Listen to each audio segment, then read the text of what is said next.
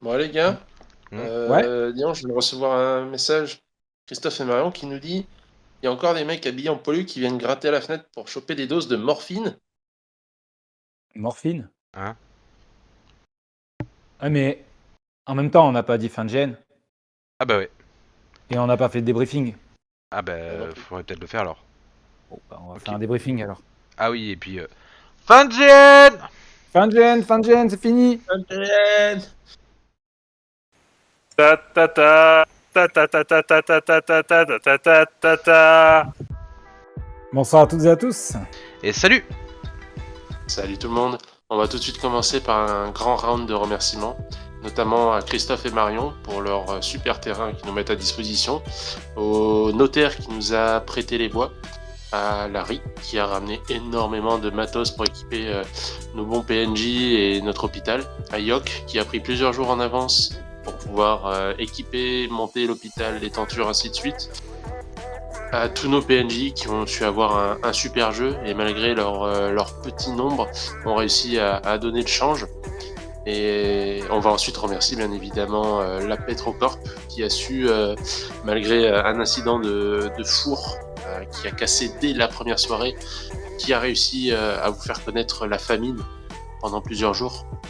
Et pour ça, et pour tout le monde, un grand merci, et notamment à tous les PJ pour vos costumes et votre jeu. Alors du coup, on va faire un débrief. Hein. Effectivement, on l'a pas fait en plein milieu de la nuit quand les gens allaient se coucher au fur et à mesure. Le lendemain matin, c'était à la cool, les gens sont partis au fur et à mesure. On n'a pas jugé nécessaire de le faire là sur le moment. Donc pour information, on va juste débriefer les grandes lignes. On fera pas du perso par perso. Même si là, on a le temps et que vous n'êtes pas pressé de rentrer chez vous, on va pas faire en sorte que cette vidéo dure 2 heures. Donc déjà, l'un des plus gros scénarios, en tout cas qui touchait le plus d'aspects du jeu, c'est qu'est-ce que c'est l'Oustanium. Donc l'Oustanium à la base, c'est une cathédrale qui est la première construite par les colons qui venaient de Mésogée, donc les humains, quand ils ont commencé il y a 300 ans à s'installer dans le coin. À l'époque, donc il y avait que les non-humains qui vivaient ici et qui avaient leur façon de faire, notamment une façon qui était la gestion de la magie, en fait, de la ruspexie.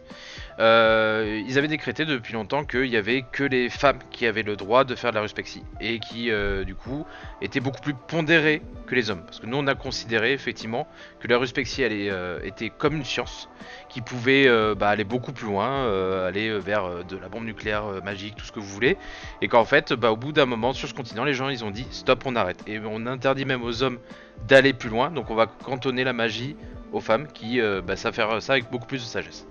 Sauf qu'à l'époque, il y a quelqu'un qui brise un interdit. Pour ceux qui ont entendu le nom, c'est un certain Alcibiade, qui dit voilà, on va briser tout ça parce que là on se fait envahir, on peut plus rien faire, on n'a pas le choix.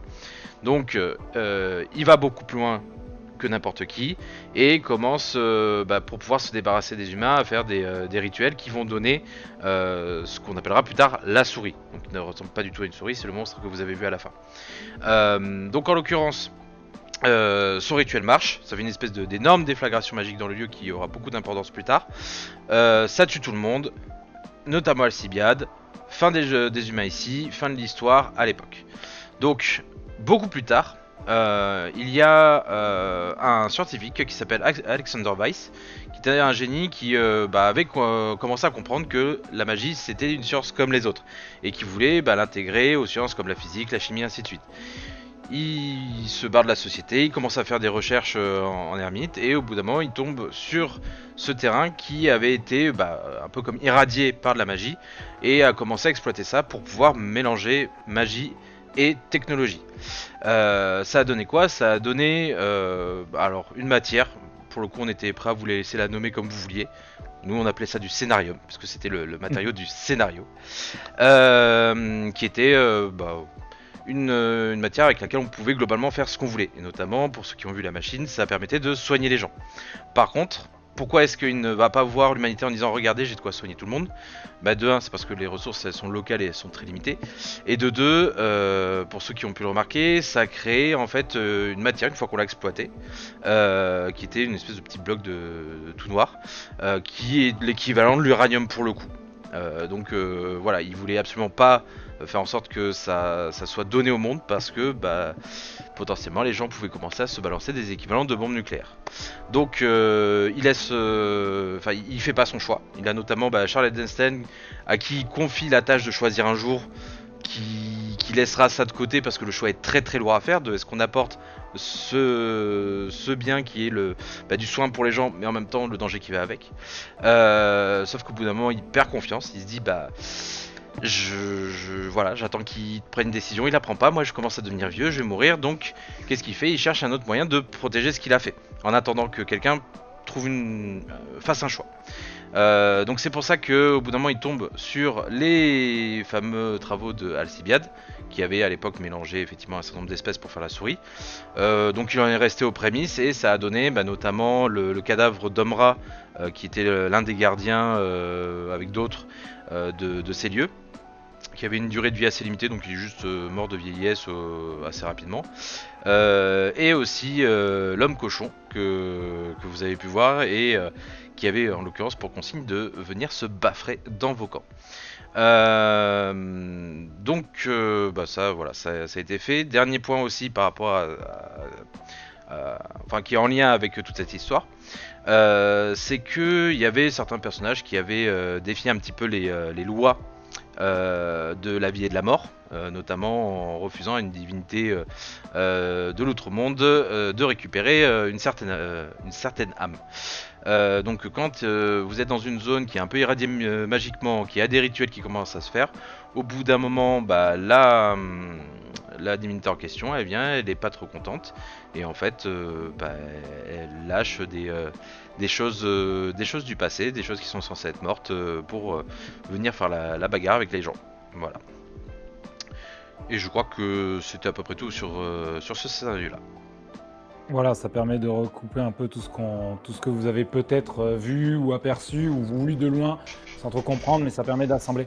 On avait plusieurs autres scénars, plusieurs axes de scénar. Alors évidemment, il y avait beaucoup de persos qui avaient, que ce soit Alcibiade, que ce soit Alexander Weiss, que ce soit un minerai particulier, que ce soit une souris, que ce soit un homme-rat. Il y en a beaucoup parmi vous qui avaient différents trucs dans leur scénar, dans leur BG. Et il y en a d'autres en fait qui avaient des scénars totalement différents.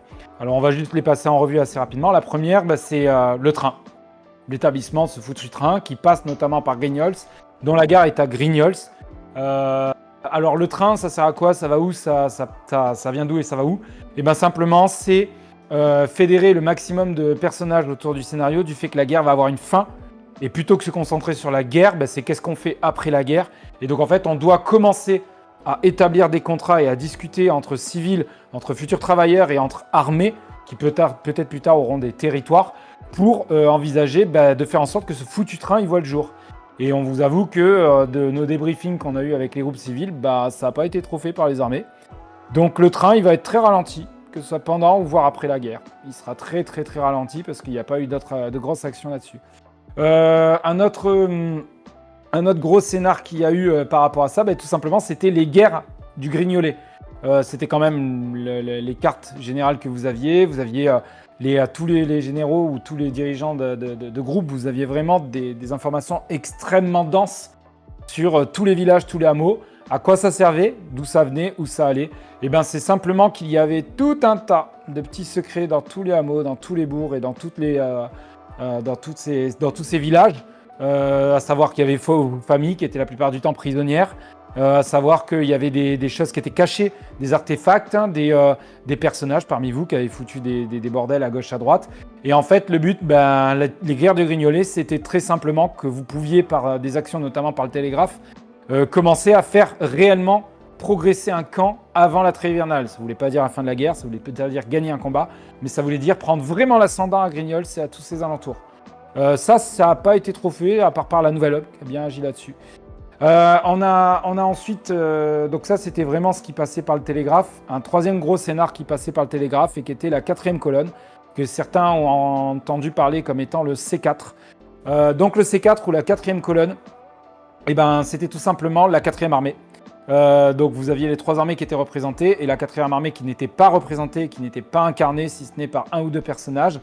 Beaucoup de personnages ne s'étaient pas été très intéressés et impliqués dans la 4e colonne et vous n'avez pas réussi à vous fédérer, vous entendre et vous croiser pour discuter là-dessus. Et concrètement, ça voulait dire quoi? Ça voulait dire potentiellement là, donner un tournant dans la guerre en faisant petit à petit gagner des hameaux, des villages qui étaient totalement dévoués à la 4e colonne et leur faire bousiller toute présence militaire qui n'était pas de la 4e colonne sur leur territoire. Il suffisait d'envoyer par exemple C4, vous attaquez. C4, vous défoncez tous les militaires du pacte. C4. Et ça n'a pas été fait parce que là, pour le coup, c'est cool. Il y a des joueurs antagonistes au C4 qui ont interagi, eux, et qui ont foutu en l'air très rapidement toute possibilité d'action du C4 pour faire en sorte que le C4 n'agisse pas. Donc c'est bien. C'est bien, du coup, il y a des opposants les uns contre les autres, et du coup, les opposants en C4, bravo. Il y avait aussi un autre gros scénar qui impliquait plusieurs joueurs, là, beaucoup de joueurs aussi, qui s'appelait le pot commun. Et le pot commun, c'était un système tout simplement de marché noir qui était régi par l'hôpital. Et c'était tout le marché noir. Et il y avait normalement une grosse réunion qui devait être faite, des gros échanges qui étaient censés être signés. Et effectivement, là aussi, est-ce que c'est du fait qu'en fait, il y a eu un malentendu sur les joueurs qui avaient tout ce scénar et qui avaient la possibilité de déclencher ces réunions et de gérer tout ça? Est-ce que vous n'avez peut-être pas eu le temps de le gérer? Parce que notamment, le gérant du pot commun était à l'hôpital et donc il avait beaucoup de choses à faire de son côté. En tout cas, toujours est-il que le pot commun n'a pas pris. C'est un scénar qui n'a pas pris et qui n'a pas évolué. Et ensuite, un autre scénar, Pouyan. C'est-à-dire qu'on vous rappelle que sur la carte, si on a nos amis de Tirnanok qui sont au milieu, la Mésogée qui est plutôt à l'ouest, et à l'est, vous avez Ignota. Ignota, majoritairement, il y a Pouyan, donc les Fon qui habitent là-bas. Et en fait, concrètement, les Fon commençaient à envoyer une avant-garde pour un objectif, faire en sorte que la guerre se continue et faire en sorte que la guerre se poursuive, et surtout que le train ne se fasse pas. Pourquoi? Parce que les Fon ont une peur bleue que les hommes commencent à trop envahir Tirnanok par la guerre et un jour leur arrive dessus.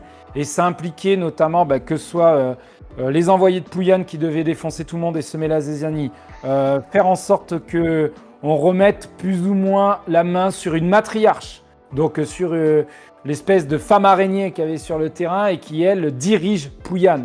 C'est une race qui dirige les Fon. Des personnes qui avaient eu des sons de cloche avec les Nagas, etc. Il y avait beaucoup de choses. Et fondamentalement, le train, il n'est pas prêt de se faire. Mais par contre, la guerre n'est pas prévue pour ne pas s'enliser. Donc la guerre devrait s'enliser. Le train va être retardé. Donc pour le moment, on va dire que Pouyan, ils sont plutôt contents de tout ce qui a été fait. Est-ce qu'on peut dire que la guerre ne change jamais? La guerre ne change jamais. Voilà. Petit élément aussi supplémentaire, parce que en fait même c'est un peu la base de pourquoi est-ce que tout le monde est ici et pas à Lorenz. Donc beaucoup de gens l'auront compris. Vous aviez parmi vous en fait tout simplement un spécialiste du virus des Maroc qui travaillait à Lorenz. En fait, pourquoi effectivement, alors que tout le monde, la République du Burg et la Nouvelle Aube, eux ne veulent pas avoir cet hôpital qui doit accueillir tout le monde, même les ennemis chez eux, et pourquoi le pacte dit oui? Mine de rien, en fait, il y a aussi ce côté, en fait, on va avoir ça chez nous. On va mettre ces personnes-là à côté d'installations stratégiques, à savoir ce centre de recherche, et personne n'osera attaquer. Sauf qu'en fait, au sein même de l'hôpital, il y avait des espions du Burg qui ont découvert ce qui se passait dans ces installations. Donc le but était de faire des Maroc surpuissants. Et donc là, quand les espions ont découvert ça, ils ont envoyé des messages auprès de leur QG. Le QG a fait très bien, vous évacuez, on bombarde. Sauf que là pour le coup les espions se sont fait prendre. En l'occurrence il y avait notamment le mari de Dataway qu'elle a tué sur le coup. Et donc en fait l'évacuation n'a pas pu si bien se faire, d'où le fait que pratiquement tout le monde a été massacré et que au final le pacte a quand même eu ce qu'il voulait, à savoir une très mauvaise communication, enfin une très mauvaise pub pour l'Alliance républicaine. Et ce qu'il faut savoir aussi, c'est que en parlant du virus des Marocs, en fait, comme tous les virus, au bout d'un moment, c'est quelque chose qui mute.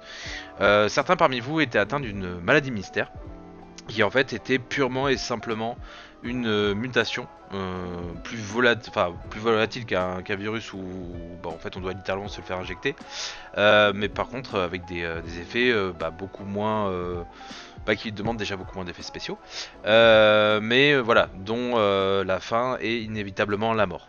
Globalement la machine fait par le professeur Weiss était le gros élément qui permettait d'aller soigner les gens atteints de ça. Et du coup, donc pour conclure tout ça, on va faire un petit tour des orgas pour vous présenter nos petits points positifs et négatifs par rapport à cette organisation et à ce GN. Personnellement, ça a été aussi une première aussi impliquée au sein de l'organe d'un GN. Donc, ça a été super d'apprendre auprès de vieux GNistes et de vieux orgas. Et c'est un plaisir de gérer toute la partie hôpital. Non pas pour mon canal carpien qui ne s'en remettra sans doute jamais, mais de voir toute cette interprétation, ce jeu de la douleur, des gens qui faisaient vraiment fonctionner l'hôpital et du plaisir qui a été fourni au personnel hospitalier de vraiment avoir ce jeu central. Moi, de mon côté, au niveau point négatif, point positif, le point négatif que j'ai trouvé le plus contraignant pour moi, ça a été effectivement, je ne me suis pas caché auprès de plusieurs personnes, le fait de faire intervenir des organisateurs. Voilà, c'est-à-dire que ce soit pour le médical ou le télégraphe, c'était difficile de faire sans qu'on intervienne, sans évidemment qu'on vous donne des réponses, etc. C'est tout à fait normal. Mais moi, c'est des systèmes que personnellement je trouve lourds. Lourds, pas pour nous, parce que j'ai à m'enterrer pour faire le télégraphe ou Tchefen pour faire le médical, entre guillemets, ça fait partie de nos activités. Par contre, je trouve ça lourd. Moi, ce qui me met la pression, c'est de vous voir faire la queue, d'attendre en fait un organisateur pour avoir la possibilité de débloquer cette étape-là. Vous étiez totalement en autonomie pour beaucoup de choses sur la pharmaco, par exemple, ou pour la Ruspexy ou des choses comme ça. Par contre, ces deux gros trucs, c'était un peu compliqué. L'aspect très positif, vous le savez, pour beaucoup, j'ai été le visage qui vous a accueilli sur le terrain. J'ai chargé ensuite de vous faire stationner. Je suis très content sur un énorme point. C'est que quand vous êtes arrivés, les premiers qui sont arrivés, il pleuvait, mais de fou. Moi, j'étais dégoûté parce que je me dis, ils vont planter les Sahara sous la flotte et c'est pas agréable et c'est pas cool. Il y en a qui sont cachés dans leur bagnole pendant 1 heure en attendant leurs potes parce qu'ils ne pouvaient pas aller ailleurs. Donc bravo à eux. Mais alors après, le reste du temps, concrètement, à part le samedi matin, il a fait beau. On n'a pas rangé sous la flotte. Et alors du coup, vous n'avez pas eu les voitures qui se sont enlisées aussi. Voilà. Et ça, c'était un point très très positif. Donc merci à la météo. Pour moi, ça a été le point positif. Et pour moi, en fait, il y a quelque chose qui m'a un petit peu embêté pendant tout le GN. C'est vraiment un oubli qu'on a eu lors du briefing, quelque chose qu'on dit à chaque GN. Et là, le fait de ne pas l'avoir dit, en fait, pendant tout le GN, ça nous a pesé. C'était juste quelque chose de tout court, hein, mais de rappeler, si jamais à un moment vous vous ennuyez, que ça va pas, que vous n'arrivez pas à décoller ou quoi que ce soit, en fait, qu'il faut pas hésiter à venir nous voir. Parce que du coup, on sait très bien que potentiellement, il y a des gens qui peuvent hésiter à ça, qui osent pas, qui pensent qu'ils vont se faire juger ou autre. Non. En fait, nous on propose quelque chose. Potentiellement, effectivement, ce qu'on fait, c'est pas miraculeux, ça marche pas forcément à chaque fois. Et donc, faut jamais hésiter à venir nous voir. Et donc, en fait, on a vécu un peu avec cette épée de Damoclès totalement invisible de est-ce que ça va, est-ce que tout le monde s'amuse. Alors, c'est très cool, on a pas mal de retours positifs et ça fait vraiment chaud au cœur, ça fait plaisir. Mais voilà, il y a eu quand même cette notion de on leur a pas dit et est-ce qu'ils vont vraiment oser venir. Mais par contre, là où il y avait quand même quelque chose d'assez, de complètement même satisfaisant, c'est que on a essayé d'aborder pas mal de choses originales pendant ce GN, sur une façon de faire, sur de la thématique. Déjà l'univers, effectivement, j'ai pas l'impression qu'il ait été beaucoup exploité sur des GN. Ouais. L'ambiance, un hôpital de campagne en plein milieu d'une guerre, juste avant une trêve hivernale. Pareil, ça c'est assez exceptionnel. Des BG audio, même si on a déjà un petit peu tenté, ça reste toujours pour beaucoup d'entre vous de la nouveauté. Même si effectivement il y avait des scénarios un peu narrativistes, un peu de mécanique de jeu, en fait le GN s'axait aussi beaucoup vraiment sur l'immersion, sur l'ambiance. Et donc voilà, c'est énormément de choses qu'on a tenté, sur lesquelles on savait pas forcément dès le début si ça passerait ou pas. Et en grande majorité, les choses qu'on a tentées se sont à minima passées correctement. Et encore une fois, d'après vos retours, ça a même plu.